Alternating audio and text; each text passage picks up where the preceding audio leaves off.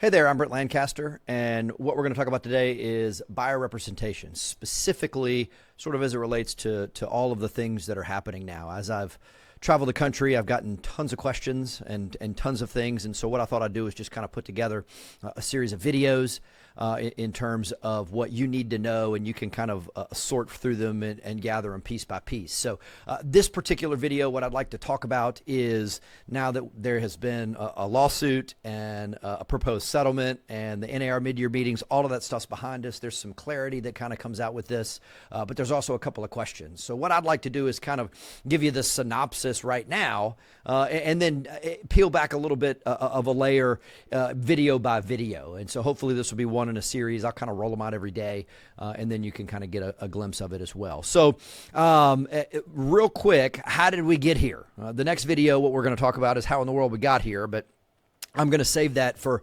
those that actually care how we got here. But the facts are we're here now, and we need to move forward. And I do think we can move forward in a positive way. So the two things that you need to know that are going to directly affect your business very, very soon is, number one, the offer of compensation, and number two, the mandatory use of buyer representation agreements. There's some other stuff that's in there, and I don't want to get into the details in this video, but basically, first, let's talk about the offer of compensation. All right. If you log into MLS right now, in most MLSs, what you can see is they have public fields and private fields. Essentially, public fields are price, bedrooms, bathrooms, all the stuff that can be syndicated and that sort of thing. And then you have private fields, right? There are things like realtor remarks or agent remarks. There's things like sold data and that sort of thing. And clearly, only you as a member of that MLS and all members of the MLS can see that. One of those boxes that's in there is the offer of compensation. So if I were to log in to a particular property, in addition to all of the other information, there's a box there that says, hey, the listing agent is offering a certain amount. We'll call it a percentage or a dollar amount. There's a certain amount that's being offered by the listing agent to me as the buyer's agent. Now, that box is what is causing all of this mess. Okay. And as a result, that box is going away in your MLS very soon. The offer of compensation box is going away in your MLS very soon. All right. So what I said was it's going away. All right. The box is going away. I did not say that offers of compensation are going away.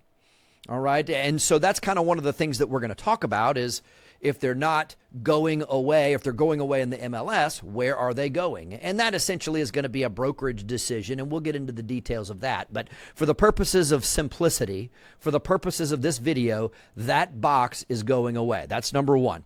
The second thing that you need to know is the mandatory use of buyer representation agreements.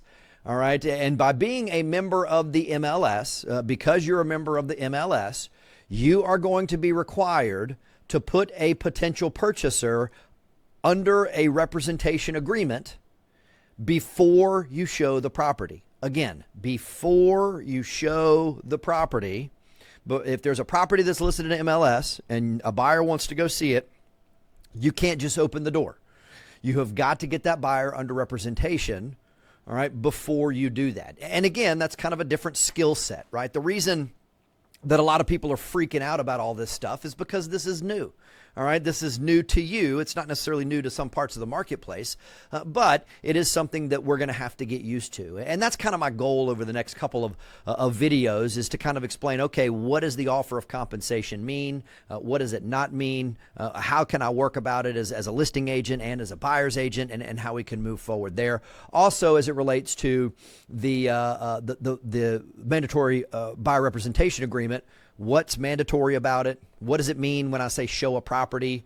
Is it used for residential properties only? What about commercial land, that sort of thing? So those kinds of questions, again, we're going to ask. So what I think I'm going to do is do a video of how we got here, and then I'm going to do one on just the offer of compensation, and then I'm going to do one just on the buyer rep agreement, and I'm going to try and keep those short and concise, and then all of the subsequent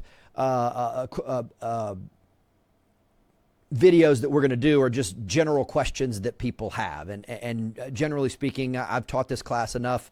I've taught biorepresentation, I guess, enough over the past several months that I'm pretty much can anticipate what questions that you have. And so we'll try and roll out some videos with regard to that. Now, that said, I'd love to get your comments and any questions that you have because there is one or two that, hey, that might surprise me or see what we're looking at with regard to that. So stay tuned to that. I'm really looking forward to it and can't wait to see you in future videos.